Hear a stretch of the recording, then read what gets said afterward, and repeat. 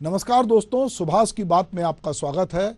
आज हम सुभाष की जब बात मैं करूंगा तो मेरे साथ मेरी सहयोगी मुस्कान भी होंगी और हम दोनों मिलकर कुछ ऐसी बात करेंगे। तो हम आज बात कर रहे हैं बच्चों के, जो बच्चे जो हैं वो अब इस तरह की घटनाओं में इन्वॉल्व हो रहे हैं कि जैसे बच्चे के लिए कहा था कि बच्चे होते मन के सच्चे। दरअसल अभी बिहार के सुपौल जिले के त्रिवेणीगंज के सेंट जॉन बोर्डिंग स्कूल में नर्सरी के बच्चे ने तीसरी कक्षा के छात्र पर स्कूल में ही गोली चला दी। गोली लगने से तीसरी कक्षा का छात्र घायल हो गया। आरोपी छात्र भी उसी स्कूल में पढ़ता था और अपने बैग में पिस्टल रखा हुआ था। स्कूल में प्रार्थना से पहले ही अचानक पिस्टल निकली और गोली दाग दी गई।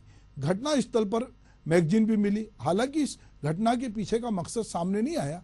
अब सवाल है कि आखिर बच्चे ने गोली क्यों चलाई? क्या दोनों बच्चों के बीच स्कूल में किसी बात को लेकर झगड़ा हुआ था? अगर ऐसा था तो स्कूल प्रबंधन को इसकी जानकारी क्यों नहीं थी? आरोपी छात्र की पारिवारिक पृष्ठभूमि क्या है? ऐसे ही मध्य प्रदेश के रीवा के जवां क्षेत्र में एक भाई ने मोबाइल पे अश्लील फिल्म देखने के बाद अपनी सगी बहन के साथ दुष्कर्म किया।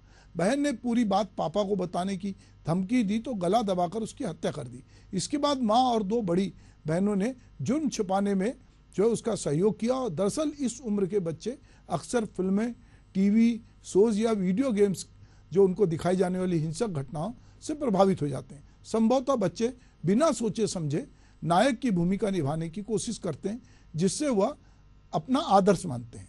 सिनेमा में सिंघम हो या कार्टून के हिंसक कैरेक्टर, या शायद उसी से प्रेरित होकर उसने ऐसा किया हो।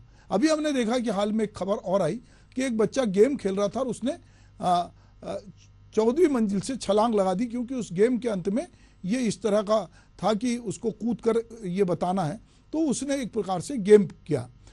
मैं मेरी सहयोगी जो मुस्कान गांगड़े हैं उनसे जानना चाहूँगा कि मुस्कान, जो कि मैं बात कह रहा हूँ सुभाष की बात, इसमें जो विषय मैं अभी अपनी सुभाष की बात में उठाया है, ये विषय किस तरह से आप देखती हैं और इसमें आपके मन में किस तरह की उत्सुकता है?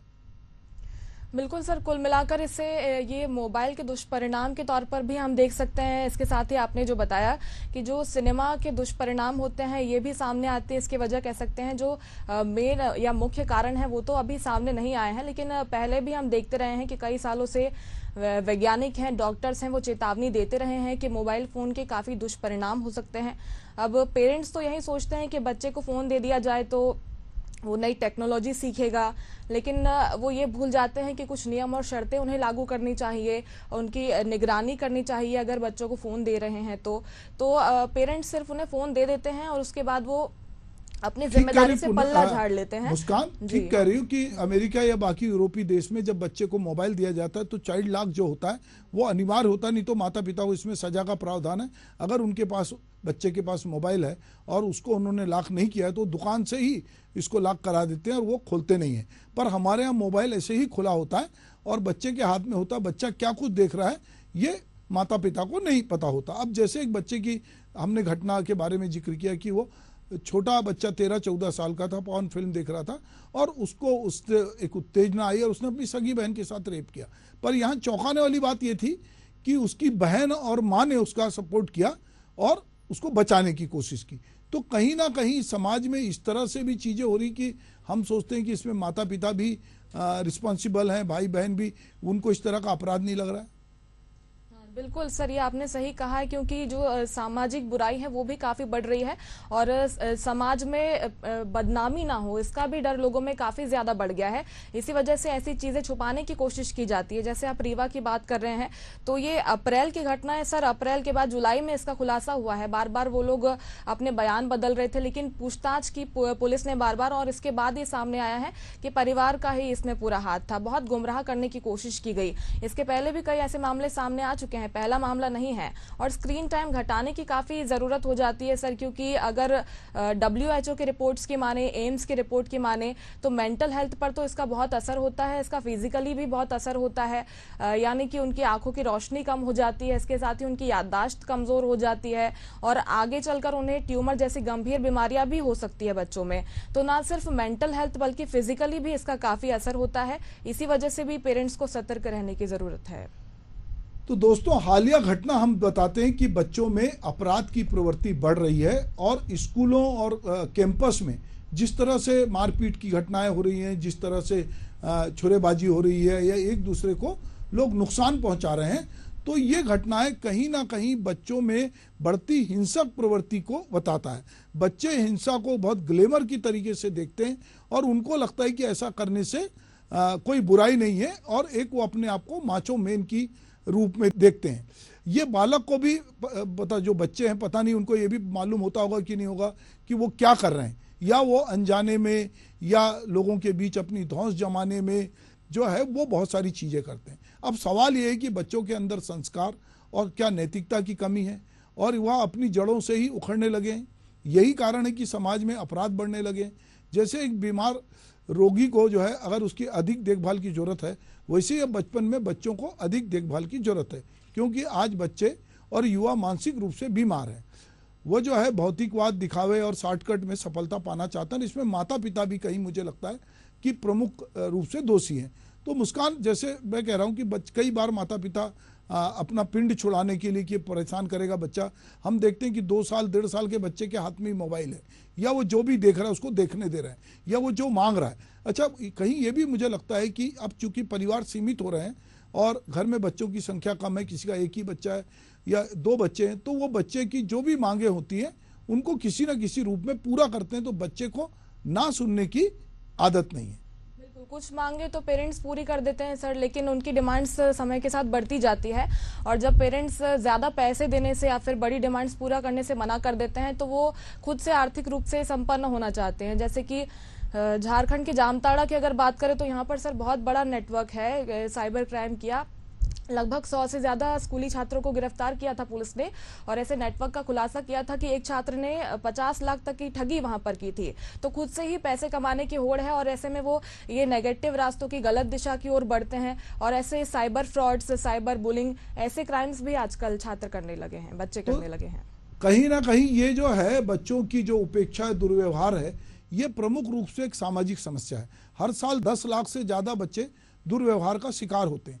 5 लाख से ज़्यादा बच्चे गंभीर चोटों से पीड़ित होते हैं। लगभग 1500 बच्चे इसमें मर जाते हैं, जिसमें बाल दुर्व्यवहार 1 साल से ज़्यादा कम उम्र के बच्चों में चोट होने वाली जो लगती है उससे उनकी मौत होती है। ये एक प्रकार से हमारे समाज में जिस तरह से चीज़ें हो रही है, अमेरिकन समाज हम देखते हैं कि वहाँ पे बंदूक जो है वो हासिल करना बहुत आसान है, तो कई बार जो लोग हैं वो जाके किसी भी जगह पर गोलीबारी करते हैं, और उसमें स्कूलों की भी कुछ घटनाएं सामने आई।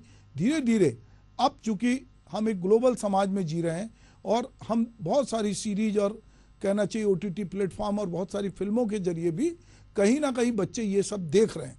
कार्टून नेटवर्क की भाषा भी जो है वो भी कहीं बहुत चौंकाती है, क्योंकि भाषा का संस्कार भी बच्चे कहीं ना कहीं आस पड़ोस और जो कुछ उनको स्कूल और जो हम वो देखते हैं उससे वो दिखते हैं। तो उनमें जो संस्कार होना चाहिए या उनके भाषा की तमीज होनी चाहिए, जो एक आचरण होना चाहिए, वो नहीं है। और पाठ्यक्रम की किताबों में नैतिक शिक्षा उस तरह से अभी तक मुझे लगता है कि उसको बहुत बढ़ावा नहीं है। कोर्स की किताबों पे ज़्यादा लोगों का जोर है। ऐसे में बच्चे जो हैं, जो उनके इर्द गिर्द जो कुछ घटित होता है उसको वो समझते हैं कि वो हमारे लिए आदर्श है, और वो समाज में देखते हैं कि जो थोड़े बदमाश किस्म के, थोड़े अपराधी किस्म के, जो थोड़े डैशिंग लोग होते हैं उनकी पूछ परख ज़्यादा होती है। तो कहीं ना कहीं बच्चे के जो रोल मॉडल हैं वो इस तरह के लोग हमको दिखते हैं। तो मुस्कान, मैं ये जानना चाहूँगा कि ये जो बाल न्याय अधिनियम जो पारित किया गया है 1986 में, इसमें बच्चों के बहुत सारे अधिकारों की बात है और बच्चों के लिए समान बाल अधिनियम लागू किया गया है। इस अधिनियम के अनुसार 16 वर्ष की आयु से कम के लड़के और 18 वर्ष की आयु से कम की लड़की द्वारा किए गए कानून विरोधी को बाल अपराध की श्रेणी में रखा। अब इसमें हाल ही घटना के बारे में बात करेंगे मुस्कान, कि कुछ घटनाएं हमारे देश में हुई जो बहुत पूरे देश में जिसको हल्ला मचा, पर वो जो लड़के नाबालिग थे वो इसमें से किसी तरह बरी हो गए। और अभी हमने एक देखा, एक लड़के ने कार के द्वारा किसी को कुचल दिया। हमने देखा किसी रेप में देश के वो नाबालिग लड़का था जिसने सबसे बेरहमी से जो है आचरण किया था, पर वो नाबालिग था इसलिए कानून की वजह से वो छूटा। तो ये चूंकि वो हैं तो नाबालिग, उम्र में कम है, पर उनका आचरण जो है, चूंकि वो जो कुछ देख रहे हैं वो किसी बालिग व्यक्ति से ज्यादा खतरनाक है। विचार किए जाने की जरूरत है सर, बिल्कुल ठीक कहा आपने। इस पर विशेषज्ञों की राय ली जानी चाहिए और कानून में अगर कोई जरूरी बदलाव नजर आता है तो वो जरूर किए जाने की जरूरत है, क्योंकि पेरेंट्स भी हम देखते हैं कि अपनी जिम्मेदारी से पल्ला झाड़ लेते हैं। जैसे आपने जो हिट एंड रन के मामले की भी बात की, तो वहां पर पेरेंट्स की लापरवाही भी जाहिर तौर पर सामने आई थी और वो भागते हुए नजर आए थे। तो ऐसे में अगर पेरेंट्स भी जिम्मेदारी नहीं ले रहे हैं, अगर बच्चे को आप नाबालिग मानकर उसे उस श्रेणी में नहीं मान रहे हैं, तो फिर आखिर जिम्मेदारी कौन लेगा? और जो अपनी जान ऐसे हादसों में गंवा रहे हैं तो उनकी जान की कीमत फिर कौन चुकाएगा? तो इसलिए अगर ऐसे कानून बने हुए हैं तो उस पर जरूर सोच विचार की आवश्यकता है और बदलाव किए जरूर जाने चाहिए। तो पिछले दिनों कुछ दिनों से मुस्कान की स्कूली बच्चों में हिंसा की प्रवृत्ति जो बढ़ रही, जो चिंता की विषय है। जिस उम्र में बच्चों को पढ़ाई लिखाई और खेलकूद में व्यस्त रहना चाहिए, उसमें जो है उनमें हिंसा की जो प्रवृत्ति है और आक्रामकता और जो अस्वाभाविकता है वो उनमें बढ़ रही है। कई घटनाओं में स्कूल में पढ़ने वाले किसी बच्चे ने अपने सहपाठी पर चाकू या घातक हथियार से हमला कर दिया, उसकी जान ले ली। सवाल ये है कि आखिर ये बच्चे अपने साथ कोई घातक चीज लेकर स्कूल कैसे जा रहे हैं? क्या स्कूल में थैले और बस्ते की जांच का कोई नियम नहीं है? इधर हम बस्ते के बोझ की बात करते हैं, पर स्कूलों में क्या इस तरह की कोई जांच है? दिल्ली सरकार ने, शिक्षा निदेशालय ने स्कूलों को आदेश दिया है कि वो बच्चों के जो है उनके साथ वो क्या लेके आते हैं इसकी वो जांच करें। अब सवाल ये है कि माता पिता बच्चों को घर से स्कूल भेजते हैं, स्कूल जब बच्चे जाते हैं तो बच्चों के बस्ते में क्या है? क्या कभी ऐसा सरप्राइज चेक होता है? क्या इस तरह की कोई औचक जो है निरीक्षण होता है? क्या इसके लिए समिति बनाने का निर्देश है? क्या वो समिति कभी इस तरह से देखती कि बच्चे अपने बैग में क्या भर के ला रहे हैं, वो किस तरह की चीज़ें, किस तरह की बातचीत कर रहे हैं? अभी हम देखते हैं कि स्कूलों में सीसीटीवी कैमरे भी लगे, पर इसके बावजूद जो है वो अपराधों की संख्या बढ़ रही है और खास करके बच्चों में एक हिंसक प्रवृत्ति जो है वो पनप रही है। तो ये जो प्रवृत्ति है इसको हम कैसे रोकें, ये चुनौती समाज के सामने।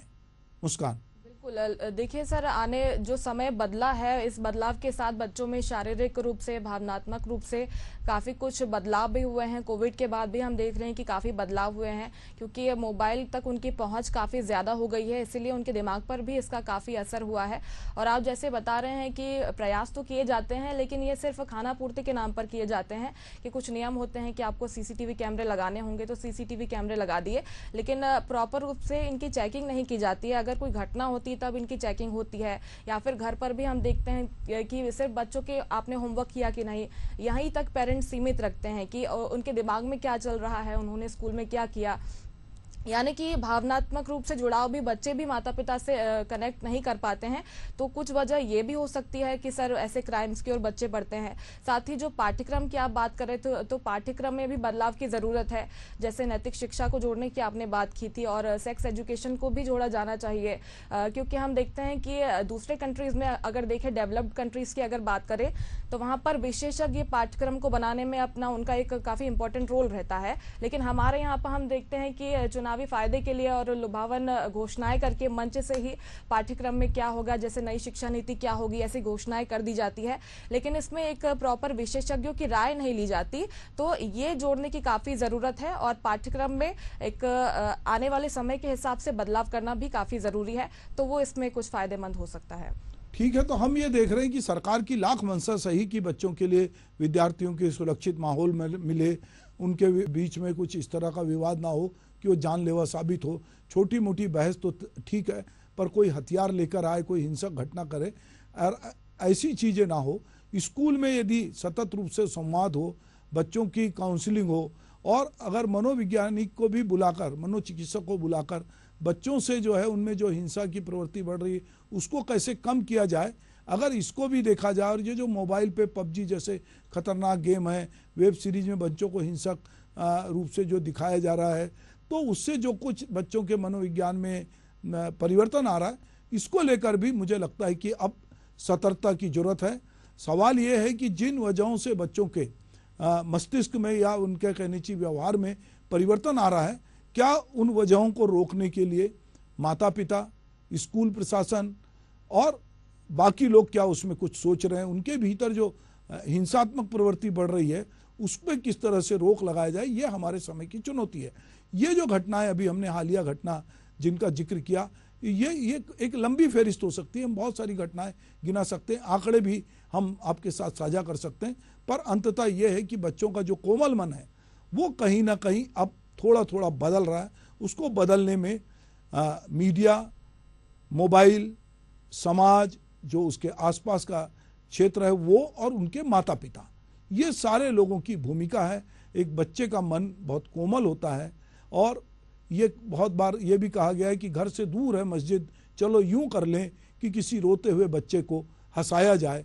पर अगर रोते हुए बच्चे को हंसाना है तो हंसाते समय हमको ये भी देखना पड़ेगा कि बच्चा रो क्यों रहा था, बच्चे की तकलीफ क्या है, बच्चा सोच क्या रहा है, बच्चा समाज को लेके क्या सोचता है, जो वो सिनेमा देख रहा है क्या वो सिनेमा उसको देखना चाहिए, वो उसके दिमाग पे किस तरह का असर डाल रहा है। अगर हम इन सारी बातों को ध्यान रखेंगे तो मुझे लगता है कि बच्चों में जो आक्रामकता बढ़ रही है, जो हिंसा की प्रवृत्ति बढ़ रही है, वो निश्चित रूप से कम होगी। तो आप मेरे साथ मुस्कान और मेरे साथ इस सुभाष की बात में शामिल हुए, आपका बहुत बहुत धन्यवाद। नमस्कार।